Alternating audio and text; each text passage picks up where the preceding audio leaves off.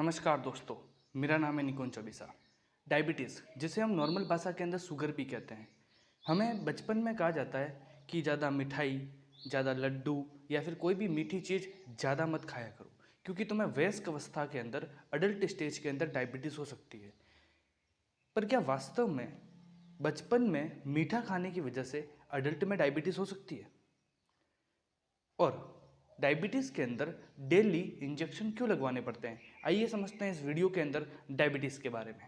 14 नवंबर 2014 को जब हमने डीएनए में इसी बीमारी का विश्लेषण किया था, तब भारत में डायबिटीज के मरीजों की संख्या करीब 6.5 करोड़ थी 2014 में, और आज ये संख्या 7.5 करोड़ के आसपास पहुंच चुकी है। यानी पिछले 4 वर्षों में डायबिटीज के 1 करोड़ मरीज बढ़ चुके हैं। वैसे ये वर्ल्ड हेल्थ ऑर्गेनाइजेशन का आंकड़ा है, जबकि कुछ दूसरे सर्वेज के मुताबिक भारत में डायबिटीज के मरीजों की असली संख्या 11 करोड़ से भी ज्यादा है। कोरोना के बाद से डायबिटीज़ के केसेस में बढ़ोतरी देखने को मिली है, क्योंकि जिन व्यक्तियों को कोविड-19 हुआ था और वो अत्यधिक सीरियस हो गए थे, उन्हें स्टेरॉइड्स के इंजेक्शन दिए गए थे, और स्टेरॉइड के इंजेक्शन के कारण उसमें ब्लड ग्लूकोज लेवल बढ़ गया था, जिससे उन व्यक्तियों के अंदर भी डायबिटीज़ देखने को मिल रही है जिनमें कोविड-19 से पहले डायबिटीज़ नहीं थी। इसका मतलब डायबिटीज़ के केसेस कोविड-19 से बढ़ रहे हैं। 2021 की रिपोर्ट के अनुसार लगभग 7 करोड़ लोग भारत में डायबिटीज़ से प्रभावित हैं, और पूरे विश्व के अंदर डायबिटीज़ की बीमारी के अंदर भारत का दूसरा स्थान है। भारत में वैज्ञानिकों का मानना है कि 2045 तक यदि इसी रफ्तार से डायबिटीज़ के केसेस बढ़ते चले गए तो 12 करोड़ से ज़्यादा लोग इस बीमारी से प्रभावित होंगे। नॉर्मली डायबिटीज़ 2 प्रकार की होती है। पहला डायबिटीज़ इंसिपिडस, दूसरा डायबिटीज़ मेलाइटस। इस वीडियो के अंदर हम केवल और केवल डायबिटीज़ मेलाइटस के बारे में बात करेंगे, जिसे ही नॉर्मली शुगर कहा जाता है। डायबिटीज़ इंसिपिडस जो होती है वो एक हार्मोन की कमी के कारण होती है, जिसका नाम है anti diuretic hormone, ADH hormone. दूसरा है डायबिटीज़ मेलाइटस। डायबिटीज़ मेलाइटस के अंदर शुगर का लेवल बढ़ जाता है, पर वास्तव में हम उस शुगर की बात नहीं कर रहे हैं जिसको अपन घर में चाय बनाने में यूज़ करते हैं। यहाँ पर शुगर का मतलब होता है ग्लूकोज के लेवल में बढ़ोतरी हो गई है, ग्लूकोज का लेवल शरीर में बढ़ जाता है, ब्लड के अंदर बढ़ जाता है, जिसके कारण हमें डायबिटीज़ देखने को मिलती है। डायबिटीज़ 3 प्रकार की होती है। पहला टाइप 1 डायबिटीज़, दूसरा टाइप 2 डायबिटीज़, तीसरा गैस्ट्रेशनल डायबिटीज़। आइए समझते हैं सबसे पहले टाइप 1 डायबिटीज़। टाइप 1 डायबिटीज़ जो कि अग्न्याशय के काम न करने की वजह से होता है। अग्न्याशय हमारे शरीर का एक अंग है जो कि इंसुलिन हार्मोन का निर्माण करता है, क्योंकि यह एक प्रकार की एंडोक्राइन ग्लैंड है।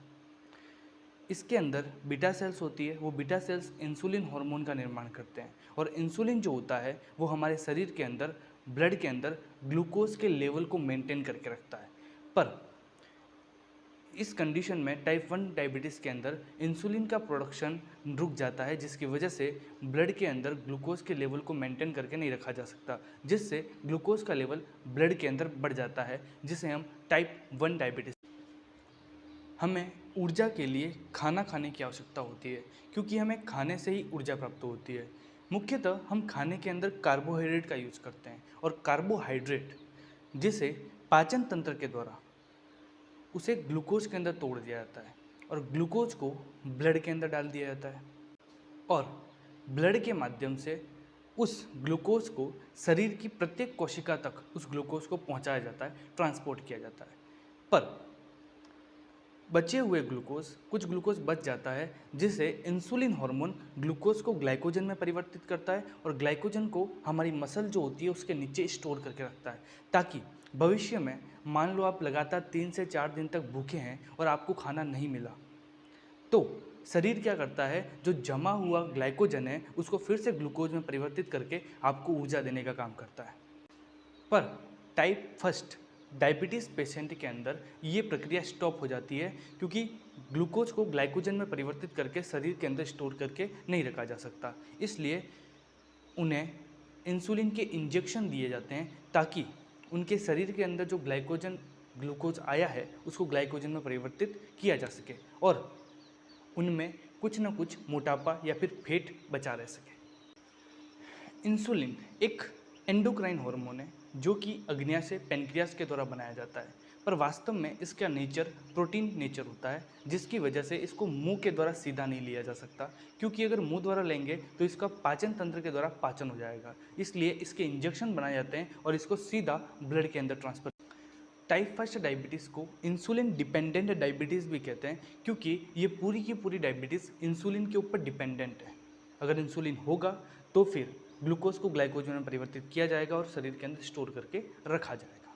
इसलिए इस डायबिटीज़ को इंसुलिन डिपेंडेंट डायबिटीज़ कहते हैं। टाइप 2 डायबिटीज़, टाइप 2 डायबिटीज़ के अंदर अग्न्याशय के द्वारा इंसुलिन का निर्माण तो किया जाता है, पर कम एक्सरसाइज और ज़्यादा खाना खाने की वजह से ब्लड के अंदर ग्लूकोज के लेवल बढ़ जाता है, जिसके कारण हमें टाइप 2 डायबिटीज़ देखने को मिलती है, जिसे हम हाइपरग्लाइसीमिया भी कहते हैं कि ब्लड ग्लूकोज लेवल के बढ़ जाना। गैस्ट्रेशनल डायबिटीज़ गर्भावस्था के अंदर देखने को मिलती है, क्योंकि गर्भावस्था प्रेगनेंसी के टाइम पर फीमेल के अंदर एक पैरासाइट, एक बच्चा उसके अंदर ग्रो कर रहा होता है, जिसके कारण ग्लूकोज की ज़्यादा से ज़्यादा आवश्यकता होती है और उसके कारण ग्लूकोज का लेवल उस समय बढ़ा हुआ होता है और ये संभावनाएं होती है। पर प्रेगनेंसी के बाद में, डिलीवरी हो जाने के बाद में उसके अंदर डायबिटीज़ होने की संभावनाएं बढ़ जाती है भविष्य में, उसको गैस्ट्रेशनल डायबिटीज़ कहा जाता है। इसलिए यदि डायबिटिक पेशेंट को अगर कोई चोट लगती है तो उसको ठीक होने में ज़्यादा समय लगता है, क्योंकि उसका इम्यून सिस्टम बहुत कमज़ोर है। डायबिटीज़ पेशेंट के अंदर हार्ट अटैक की प्रॉब्लम भी देखने को मिल जाती है और साथ में हमें किडनी फेलियर के केसेस भी देखने को मिलते हैं और तंत्रिका तंत्र, जिसे हम नर्वस सिस्टम कहते हैं, वो भी कमज़ोर हो जाता है। Thank you. यदि आपको ये वीडियो पसंद आया हो तो इसे लाइक करें, सब्सक्राइब करें तथा शेयर करें। धन्यवाद।